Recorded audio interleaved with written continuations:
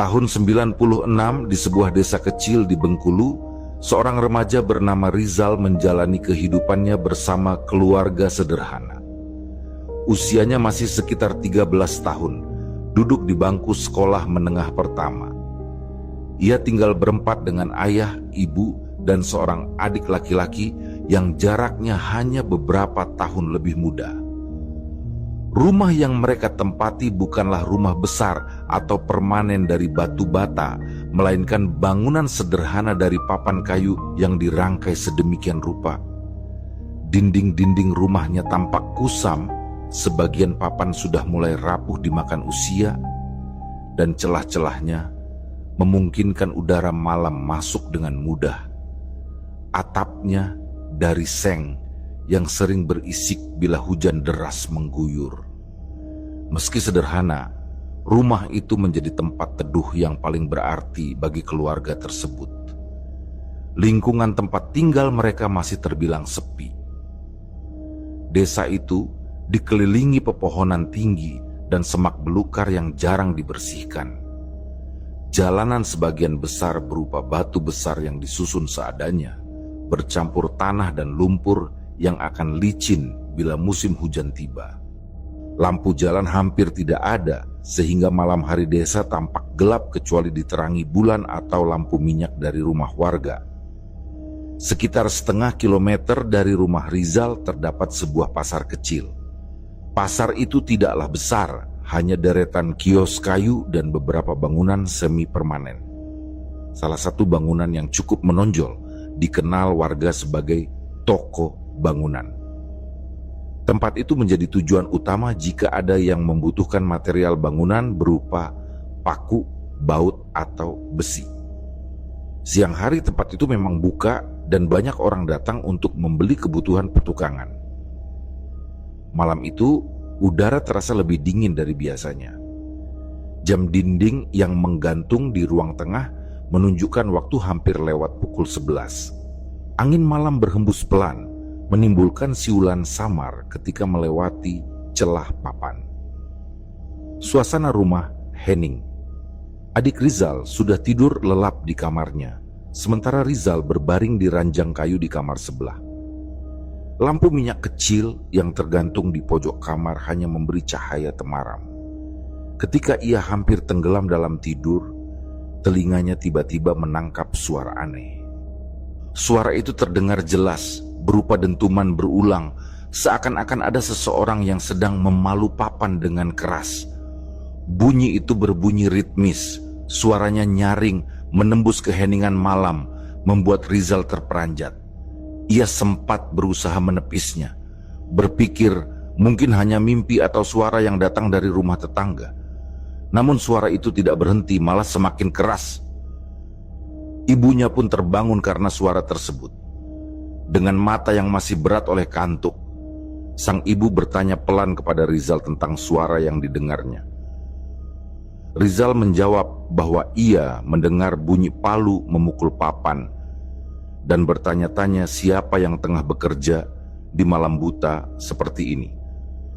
Ibunya hanya menjawab singkat bahwa mungkin saja ayahnya yang sedang memperbaiki sesuatu lalu menyuruh Rizal untuk kembali tidur. Ia mengatakan bahwa sudah larut malam dan lebih baik tidak usah peduli. Rizal berusaha menuruti saran ibunya, tetapi suara ketukan yang terus-menerus membuatnya tidak bisa memejamkan mata. Perasaan gelisah menyelimuti pikirannya. Ia lalu menyampaikan pada ibunya bahwa ia ingin memastikan, setidaknya melihat apakah benar ayahnya yang sedang bekerja di luar. Ibunya yang sudah terlalu lelah hanya menjawab singkat bahwa jika ingin melihat silakan saja, lalu kembali ke kamar lagi. Dengan langkah perlahan, Rizal bangkit dari tempat tidurnya. Lantai papan yang diinjaknya berderit pelan, menambah kesan sunyi sekaligus menyeramkan.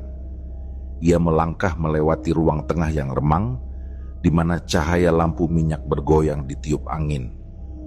Suara palu semakin jelas terdengar, dentumannya menekan perasaan. Rizal memanggil dengan suara pelan, menanyakan apakah ayahnya berada di luar. Tidak ada jawaban. Yang terdengar hanya bunyi dentuman palu yang terus berulang. Ia mencoba memanggil lebih keras, namun tetap tidak ada sahutan. Pintu depan rumah ternyata tidak dikunci. Ia mendorongnya perlahan, dan udara malam yang dingin segera menyergap tubuhnya. Di luar, kegelapan pekat menyelimuti pekarangan. Hanya suara serangga dan cahaya bulan pucat yang memberi penerangan samar. Rizal menguatkan langkahnya, menyusuri halaman menuju sumber suara. Di samping rumah, ia melihat sosok ayahnya. Pria itu tampak jongkok di dekat dinding, sibuk mengetukkan palu ke papan kayu. Di kepala ayahnya terpasang sebuah headlamp kecil yang cahayanya sudah berkelap-kelip, tanda baterai hampir habis. Dengan cahaya kuning redup, wajah ayahnya tampak serius, seakan fokus penuh pada papan yang dipukul.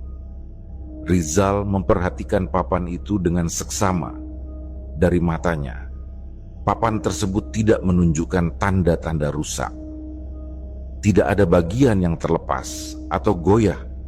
Papan itu menempel kuat sebagaimana mestinya. Namun ayahnya memalu papan itu berulang kali. Ia mendekat sambil memanggil ayahnya. Ayah itu sempat menoleh sebentar, menatap Rizal dengan pandangan kosong, lalu kembali memalu tanpa sepatah kata pun. Rizal merasa ada yang aneh pada tatapan itu. Rizal mencoba meyakinkan bahwa papan tersebut sudah menempel dengan baik. Ia berkata bahwa bila dipaku terus-menerus, papan itu bisa pecah. Namun ayahnya tetap menganggap papan itu belum nempel.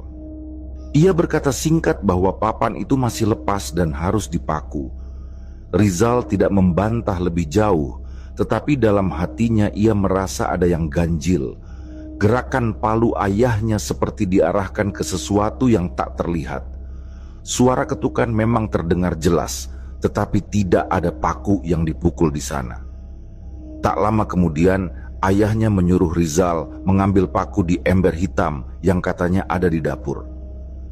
Rizal segera kembali ke dalam rumah dan mencari ember itu. Ember hitam memang ada, terletak di dekat dapur, tetapi isinya hanya sisa semen dan amplas. Tidak ada satu paku pun di dalamnya. Dengan bingung, ia membawa ember itu keluar dan menunjukkan pada ayahnya. Namun ayahnya tetap bersikeras bahwa seharusnya paku ada di dalam ember itu. Sesaat hening, hanya suara malam dan ketukan palu yang kembali terdengar. Kemudian ayahnya mengucapkan sesuatu yang lebih ganjil. Ia menyuruh Rizal pergi membeli paku ke toko bangunan di pasar kecil. Ia berkata dengan tenang bahwa tempat itu buka semalaman. Perkataan itu membuat Rizal terdiam. Hatinya berdebar kencang. Ia tahu bahwa pasar itu memang ada, tetapi setahunya tempat itu hanya buka pada siang hari.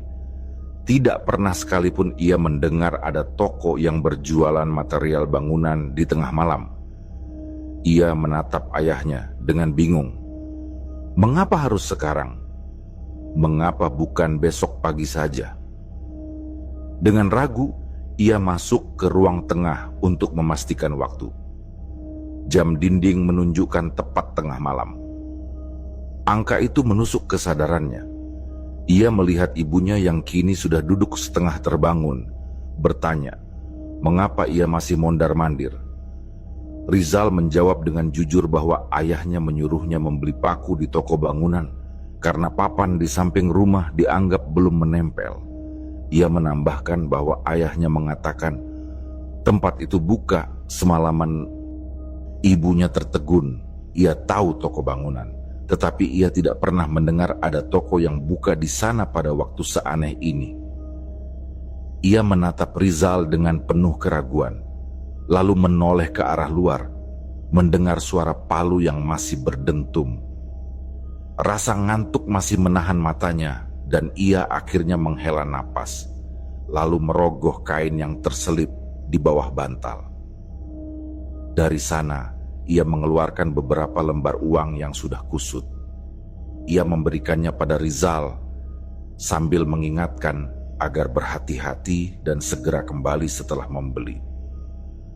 Rizal menggenggam uang itu dengan tangan yang sedikit gemetar. Ia merasakan hawa aneh yang menyelimuti rumahnya.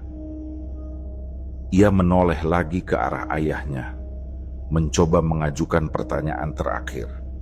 Ia berkata bahwa bagaimana jika ternyata toko itu tutup? Ayahnya menoleh sebentar dengan wajah dingin, lalu menjawab bahwa jika memang tutup, maka ia bisa mencari paku yang biasanya berserakan di sekitar halaman pasar. Paku-paku sisa yang jatuh dari kaleng atau karung. Ayahnya berkata dengan nada datar. Jawaban itu membuat Rizal semakin tidak mengerti mengapa ayahnya begitu yakin toko bangunan buka semalaman. Mengapa ia seolah sudah tahu bahwa bahkan jika tutup akan ada paku tercecer yang bisa dipungut. Semuanya terdengar tidak masuk akal. Namun, meski pikirannya penuh pertanyaan, langkahnya tidak lagi bisa ditahan. Ia menyadari bahwa dalam keadaan seperti itu, bantahan hanya akan menimbulkan ketegangan baru. Ia menelan kekhawatirannya sendiri, lalu bersiap untuk berangkat. Ia mengambil sandal jepit yang diletakkan dekat pintu. Ia sempat menimbang untuk membawa lampu minyak kecil dari ruang tengah, tetapi kemudian mengurungkan niat. Dalam pikirannya, bulan di langit cukup terang untuk menjadi penerang. Sebelum melangkah keluar, ia melihat ibunya yang duduk di ruang tengah, menatapnya penuh cemas. Perempuan itu tidak lagi berusaha tidur. Ia hanya bisa memandang anaknya. Kemudian Rizal mengangguk pelan, mencoba memberi isyarat bahwa ia akan baik-baik saja. Ketika kakinya melewati ambang pintu, udara malam langsung menyergap tubuhnya. Udara itu dingin dan lembab. Serangga malam berdengung dari segala arah. Cahaya bulan menggantung tinggi, menerangi jalan setapak di depan. Rizal melangkah keluar dari pekarangan rumah, melewati pagar bambu rendah yang hanya setinggi pinggang. Suara palu di samping rumah masih terdengar. Namun semakin lama, semakin sayup tertelan jarak. Dentumannya kini seolah menjadi irama pengantar langkahnya. Rizal menoleh sekilas ke arah rumah. Bayangan ayahnya masih terlihat di samping dinding. Palu masih terayun. Begitu melewati pagar bambu yang rendah, Rizal benar-benar merasa meninggalkan dunia rumahnya. Jalan setapak yang terbentang di depannya tampak pucat, diterangi sinar bulan purnama. Bulan malam itu tampak bulat sempurna, menggantung tinggi di langit tanpa tertutup awan. Cahaya keperakannya memantul di permukaan batu-batu besar yang tersusun di jalan, membuat permukaan jalan tampak berkilau samar.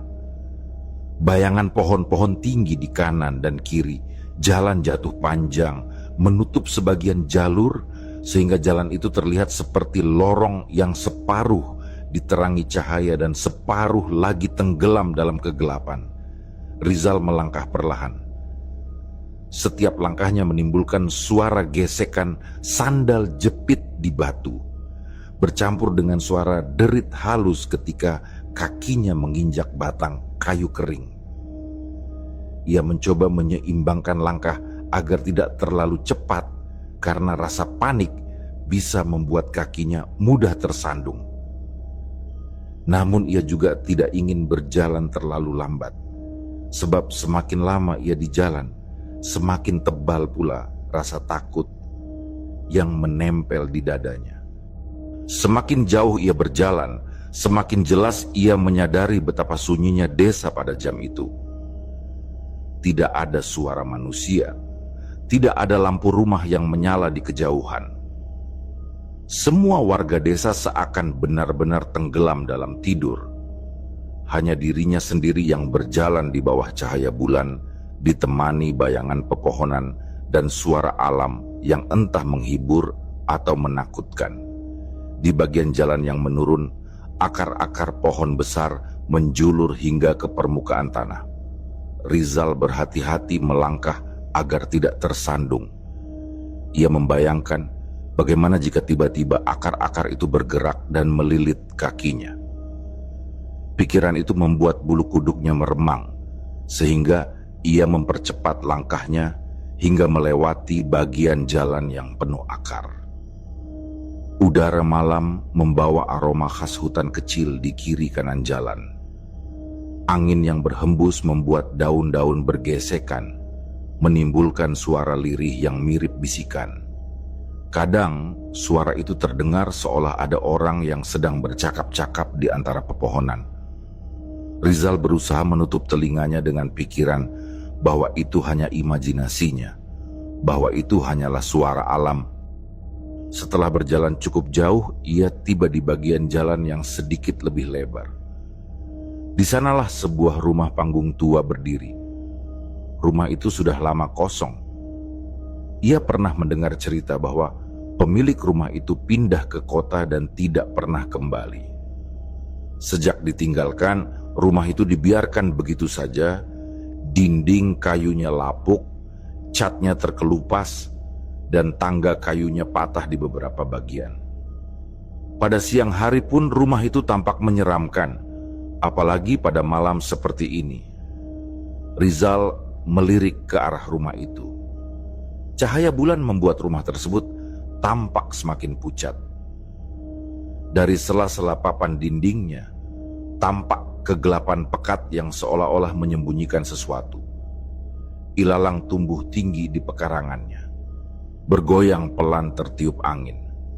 Saat ia hendak memalingkan muka, matanya menangkap sesuatu di teras rumah panggung itu. Ada sosok yang duduk diam di sana. Sosok itu tampak terbungkus sarung putih polos yang menutupi hampir seluruh tubuhnya. Kepalanya juga tertutup sehingga wajahnya tidak terlihat. Tubuh itu hanya diam, tidak bergerak sedikit pun. Jantung Rizal berdegup kencang. Ia mencoba meyakinkan dirinya bahwa mungkin itu hanyalah orang desa yang kebetulan beristirahat di sana. Namun pikirannya menolak penjelasan itu karena siapa yang akan duduk di rumah kosong pada tengah malam seperti ini? Apalagi dengan sarung putih polos tanpa motif. Ia menundukkan kepala, berpura-pura tidak melihat, dan mempercepat langkah. Ia merasakan udara di sekitar rumah itu berbeda, lebih dingin dan lebih berat. Begitu melewati rumah panggung itu, ia menahan diri untuk tidak menoleh ke belakang. Ia tahu bahwa menoleh hanya akan menambah rasa takut. Ia melanjutkan perjalanan dengan langkah cepat, berharap segera sampai ke pasar. Jalan berikutnya lurus, membentang panjang, dengan pepohonan di kiri kanan yang semakin rapat. Bayangan dedaunan menutupi sebagian jalan, sehingga cahaya bulan hanya muncul di sela-sela kecil. Rizal merasa seperti berjalan di lorong sempit yang panjang, diapit kegelapan dari segala sisi. Suara burung malam kadang terdengar dari atas pepohonan, disusul oleh suara sayap mengepak. Sesekali, ia juga mendengar suara ranting patah di semak, seolah ada yang bergerak mengikuti langkahnya. Ia menoleh cepat ke arah semak, tetapi yang terlihat hanya bayangan pohon bergoyang. Ia menenangkan diri dengan mengingatkan bahwa tujuan sudah dekat. Pasar kecil itu hanya tinggal beberapa ratus meter lagi. Ia tahu bahwa di ujung jalan ini akan ada tikungan ke kanan, dan di sanalah pasar berada. Ia mencoba mengingat bayangan pasar itu pada siang hari. Deretan kios kayu, pedagang sayur, pedagang jajanan, dan toko bangunan dengan pintu kayunya yang besar. Namun yang ia temui justru sebaliknya. Saat berjalan lurus mendekati tikungan, ia tidak melihat tanda-tanda kehidupan. Tidak ada cahaya lampu, tidak ada suara orang. Semua masih gelap dan sunyi. Ia semakin yakin bahwa ayahnya salah. Pasar pasti sudah tutup. Dengan langkah berat, ia berbelok ke kanan. Saat itulah matanya langsung disergap cahaya terang. Pasar yang tadinya gelap mendadak tampak hidup. Deretan kios kayu terbuka, lampu minyak menyala terang, orang-orang terlihat sibuk berdagang. Keramaian muncul dari segala arah. Suara orang menawar barang bercampur dengan teriakan pedagang yang menawarkan dagangan.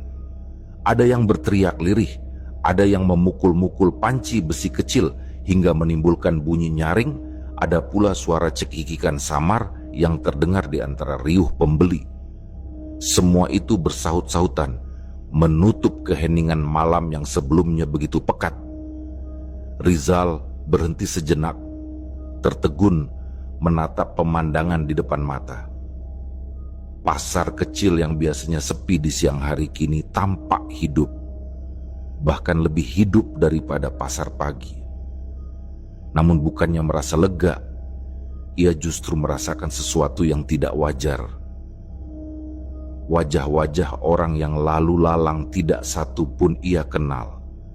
Padahal ia cukup sering datang bersama ibunya. Tidak ada pedagang ikan yang biasanya duduk di pojok. Tidak ada penjual tempe yang selalu mengenakan kain lusuh. Tidak ada satupun yang berasal dari desanya.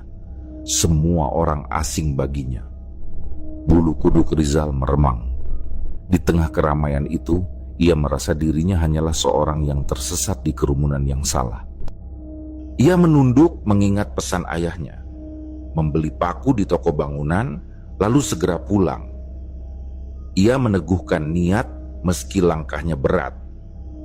Di kanan jalan, ia melihat pedagang sayur, daun singkong, cabai merah, dan kubis segar ditata rapi di atas tikar. Namun kesegarannya tampak aneh. Daun singkong seperti masih basah oleh embun, cabai merah berkilat seolah baru saja dipetik. Saat ia menatap lebih lama, salah satu helai daun kubis bergetar sendiri, padahal udara malam itu sama sekali tak berangin. Ia segera mengalihkan pandangan, pura-pura tidak melihat. Di sebelahnya, seorang pedagang kue basah menggelar tampah besar berisi jajanan warna-warni. Aroma manisnya menusuk hidung, menggoda perut kosong Rizal, tapi ia menahan diri. Langkahnya akhirnya sampai di toko bangunan. Bangunan itu tampak sama seperti siang hari, tembok kusam, pintu kayu lebar yang dibiarkan terbuka. Namun malam itu suasananya terasa berbeda. Dari dalam, cahaya lampu minyak menyemburat keluar, memantulkan kilau dingin pada tumpukan paku dan besi yang disusun di rak kayu. Di dalam, seorang pria gondrong duduk di kursi kayu panjang. Kaos lusuhnya basah oleh keringat meski udara terasa dingin. Ia menatap lurus ke arah pasar, seolah melamun, tidak menggubris kedatangan Rizal. Dengan suara lirih, Rizal menyampaikan maksudnya bahwa ia disuruh ayahnya membeli paku. Hanya setelah itu pria gondrong itu menoleh. Tatapannya hampa, namun bibirnya melengkung sedikit, gerakannya terasa aneh. Saat ia membalikkan badan, kepalanya lebih dulu berputar hampir setengah lingkaran, baru badannya menyusul. Gerakan itu membuat Rizal bergidik. Pria itu lalu meraih segenggam paku tanpa menghitung, memasukkannya ke kertas semen lusuh, dan menyerahkan pada Rizal. Kertas itu terasa dingin dan lembab di telapak tangannya. Saat menerima uang pembayaran, pria itu tidak mengucap sepatah kata pun. Ia hanya menatap lagi keluar. Rizal bergegas keluar, menekan rasa takut yang mulai menyesakkan dada. Ia berjalan lebih cepat, tapi matanya tetap menyapu kerumunan. Tidak ada satupun wajah familiar. Semuanya orang asing dengan pakaian usang, dengan tatapan mata yang terasa kosong. Beberapa bahkan menoleh kepadanya dengan senyum tipis yang sulit dimaknai. antara ramah atau ancaman. Di salah satu sudut, pandangannya tertumbuk pada seorang perempuan tua. Ia duduk bersila di depan tampah berisi jajanan. Kerudung lusuh menutupi kepalanya, wajahnya penuh keriput namun matanya tajam. Perempuan itu menatap lurus ke arah Rizal. Dengan suara serak yang menyerupai bisikan, ia memanggil Rizal. Perempuan itu menanyakan alasan Rizal datang sendirian di malam-malam seperti ini. Rizal menjawab bahwa ia diminta ayahnya untuk membeli paku. Senyum samar terbit di bibir keriputnya. Ia lalu menawarkan jajanan yang ada di depannya, mengatakan bahwa Rizal boleh membawa pulang buah tanpa membayar, sesuai jumlah penghuni rumahnya. Rizal menolak dengan sopan, mengatakan bahwa ia tidak membawa uang lebih. Namun perempuan itu hanya menggeleng pelan. Ia menyodorkan bungkus daun pisang yang sudah berisi 4 potong kue, lalu memasukkannya ke dalam plastik biru muda yang tipis. Aromanya manis, kuat, dan membuat perut Rizal semakin lapar. Sebelum Rizal sempat berpikir lebih jauh, perempuan itu menatapnya dalam-dalam dan berkata bahwa ia harus segera pulang. Ia memperingatkan dengan suara berat bahwa bila terlalu lama di pasar ini, ia akan tersesat dan tidak bisa kembali. Kata-kata itu membuat tubuh Rizal kaku. Tersesat kemana? Apa maksudnya? Namun ia tidak berani bertanya. Dengan gemetar, ia menerima bungkusan kue itu sambil menunduk. Ia mengucapkan terima kasih, lalu buru-buru melangkah menjauhi kios tersebut. Rizal pun melangkah cepat meninggalkan pasar yang baru saja ia lewati. Bungkusan paku di tangan kanannya terasa semakin berat. Plastik biru berisi jajanan di tangan kirinya kian menyebarkan aroma manis menusuk yang justru membuat perutnya perih menahan lapar. Namun, di kepalanya hanya ada satu tujuan: pulang sebelum terlalu larut, sebagaimana pesan yang berulang kali terngiang dari perempuan tua di pasar tadi. Jalan yang dilalui Rizal terasa berbeda dari saat ia pertama kali datang. Keriuhan pasar yang semula penuh teriakan pedagang mendadak lenyap, digantikan kesunyian yang mencekam.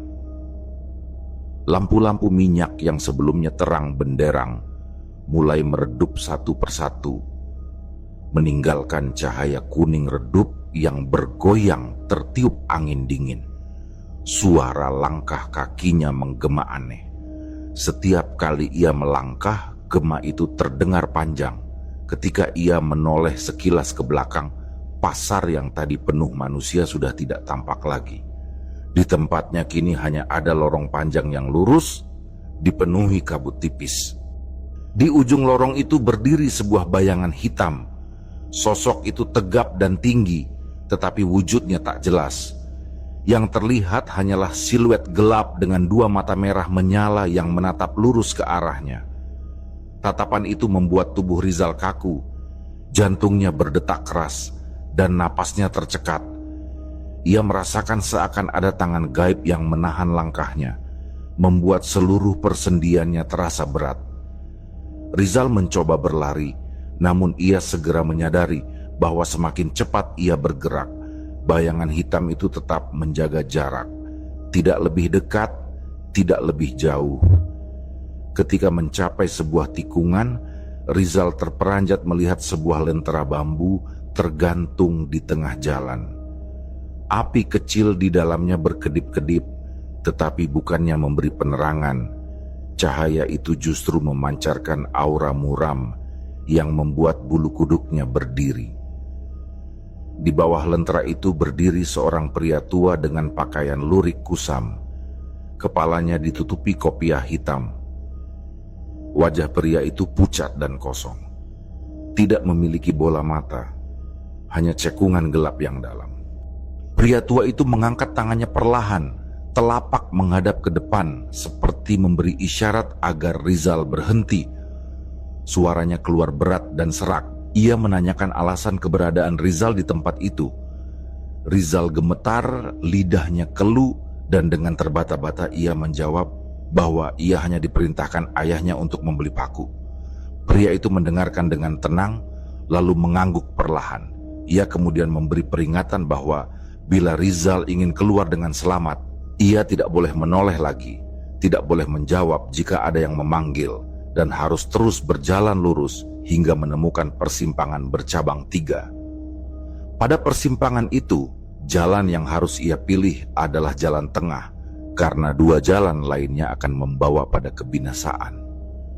Rizal mengangguk kaku, mencoba mengingat setiap kata. Namun pria tua itu belum selesai. Ia memperingatkan bahwa bungkusan jajanan yang dibawanya bukanlah untuk dimakan, melainkan hanya untuk penukar agar penghuni pasar membiarkannya pergi. Bila bungkusan itu dibuka dan dimakan, maka tubuhnya akan terikat pada pasar tersebut dan ia tidak akan pernah kembali. Rizal menunduk menghafal dengan hati-hati setiap peringatan itu. Namun ketika ia kembali mendongak, sosok pria tua itu sudah lenyap. Lentera bambu yang tergantung di udara jatuh ke tanah, padam dengan suara letupan kecil. Kegelapan kembali melingkupi jalan setapak itu, hanya menyisakan kabut tebal yang menutup pandangan. Dengan langkah gemetar, Rizal melanjutkan perjalanan.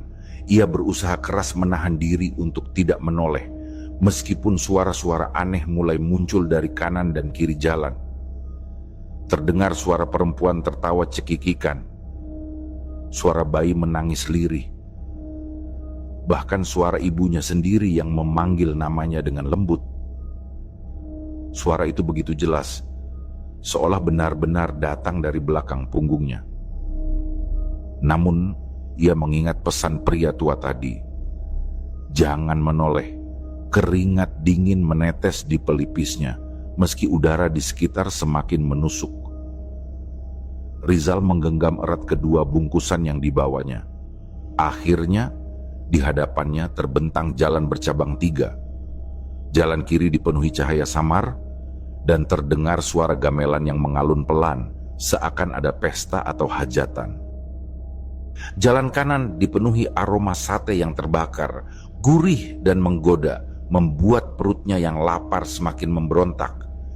Sedangkan jalan tengah tampak paling gelap, sunyi, dan tanpa tanda-tanda kehidupan. Rizal menutup mata sebentar, menarik napas panjang, lalu mengingat pesan pria tua itu. Dengan keraguan yang mengguncang, ia melangkah ke jalan tengah. Baru beberapa langkah masuk, kabut semakin tebal, membuatnya hampir tidak dapat melihat kakinya sendiri. Di tengah kepanikan itu, ia merasakan sesuatu menyentuh pergelangan tangannya. Sentuhan itu dingin, licin, dan berlendir, seperti tangan anak kecil. Ia menahan napas, menolak godaan untuk menoleh. Meski suara anak kecil tertawa pelan terdengar tepat di samping telinganya. Rizal memejamkan mata, membaca doa dalam hati, dan melanjutkan langkah. Langkah Rizal semakin berat ketika ia terus berjalan menembus jalan setapak yang gelap. Urat-urat di kakinya terasa menegang, sedangkan napasnya semakin pendek. Udara yang ia hirup bukan lagi udara malam kampung yang lembab, melainkan udara dingin menusuk.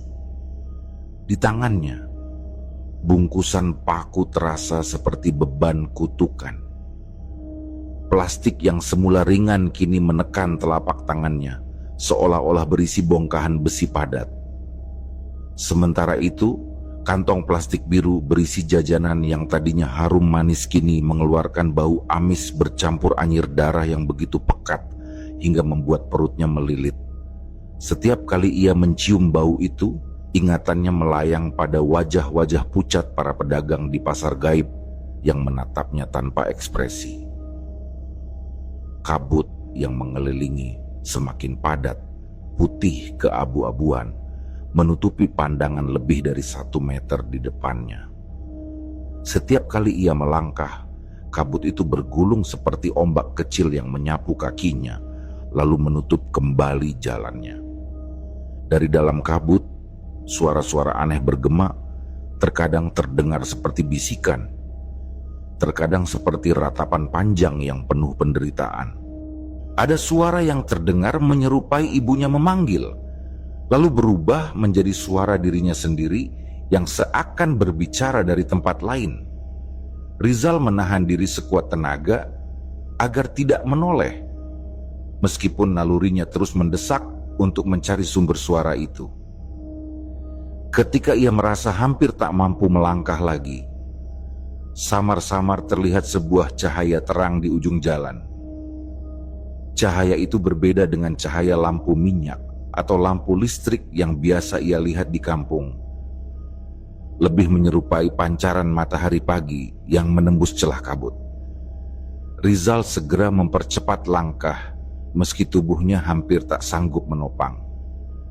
Kakinya terasa seakan dirantai, tetapi semangatnya untuk pulang membuatnya terus menyeret tubuhnya maju.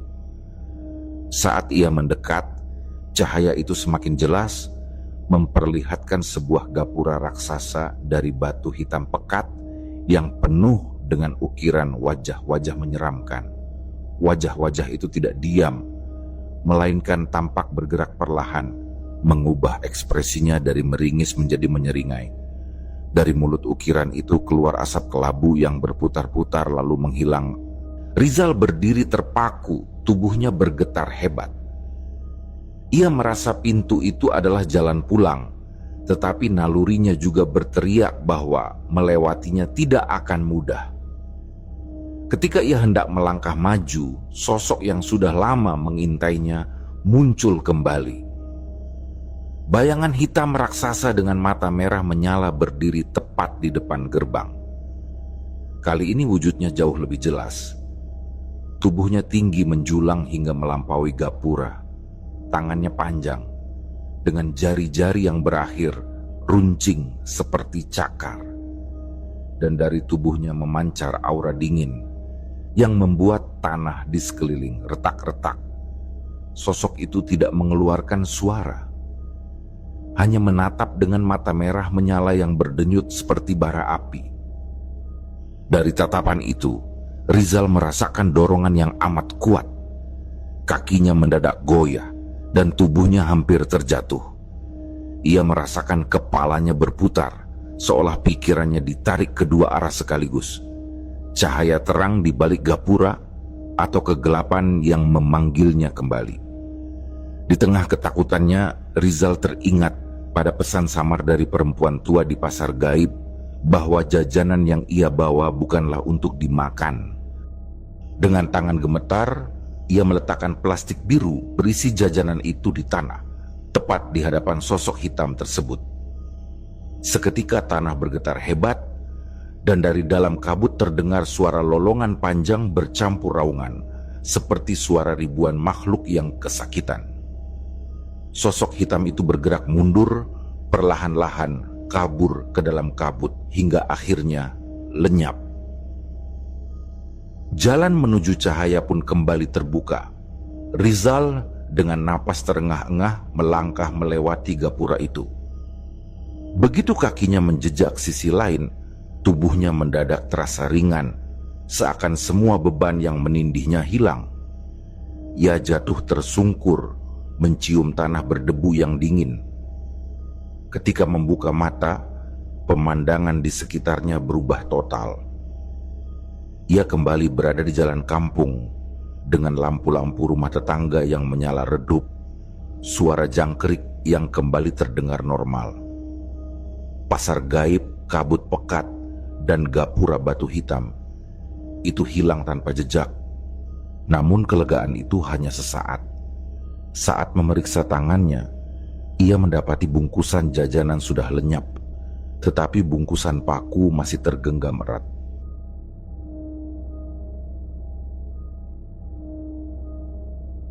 Demikianlah kisah yang kami bawakan ini. Semoga kisah ini dapat menghibur teman-teman semua dan diharapkan cerita ini bisa bermanfaat.